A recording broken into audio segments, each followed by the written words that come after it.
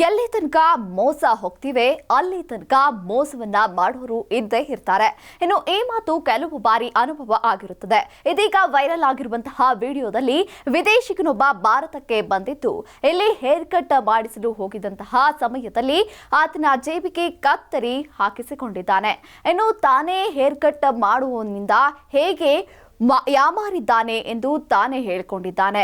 ಸಾಮಾನ್ಯವಾಗಿ ಬೇರೆ ಊರುಗಳಿಗೆ ಹೋದಾಗ ಏನಾದರೂ ಕೊಂಡುಕೊಳ್ಳಲು ಹೋದ್ರೆ ಅಂಗಡಿಯವರು ಪ್ರವಾಸಿಗರ ಬಳಿ ಹೆಚ್ಚುವರಿ ಹಣ ಲೂಟಿ ಮಾಡುವುದನ್ನ ನೋಡಿರಬಹುದು. ಅದರಲ್ಲಿಯೂ ಭಾಷೆ ಗೊತ್ತಿರದಂತಹ ವಿದೇಶಿಗರು ಪ್ರವಾಸಕ್ಕೆಂದು ಭಾರತಕ್ಕೆ ಬಂದಾಗ ಎಷ್ಟು ಸಲ ಈ ವಿಚಾರದಿಂದ ಮೋಸ ಹೋಗಿರ್ತಾರೆ. ಇನ್ನು ಬ್ರಿಟಿಷ್ ಪ್ರವಾಸಿ ಬ್ಲಾಗರ್ ಮತ್ತು ಕಂಟೆಂಟ್ ಕ್ರಿಯೇಟರ್ ಆಗಿರುವಂತಹ ಚಾರ್ಜ್ ಬೆಕ್ಲಿ ಭಾರತಕ್ಕೆ ಭೇಟಿ ನೀಡಿದ ಸಮಯದಲ್ಲಿ ಈ ವೇಳೆಯಲ್ಲಿ ಹೇರ್ ಕಟ್ ಮಾಡಿಸಲು ಹೋದಾಗ ಸಲೂನ್ ಅಂಗಡಿಯವನು ಸುಮಾರು 1,800 ರೂಪಾಯಿ ತೆಗೆದುಕೊಂಡಿದ್ದಾನಂತೆ ಆ ಒಂದು ವ್ಯಕ್ತಿಯ ಹೇರ್ ಕಟ್ಗೆ. ಇನ್ನು ಈ ಯುವಕ ಮೋಸ ಹೋಗಿದ್ದಾನೆ.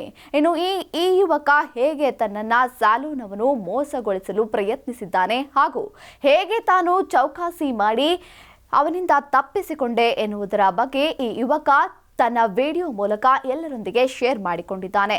ಹೇಗೆ ಅಲ್ವಾ ಈಗಿನ ದುನಿಯಾ, ಹಣ ಎಂದ್ರೆ ಹೆಣ ಕೂಡ ಬಾಯಿ ಬಿಡುತ್ತೆ ಎನ್ನುವುದಕ್ಕೆ ಈ ಒಂದು ವಿಡಿಯೋ ಸಾಕ್ಷಿಯಾಗಿದೆ ನೋಡಿ.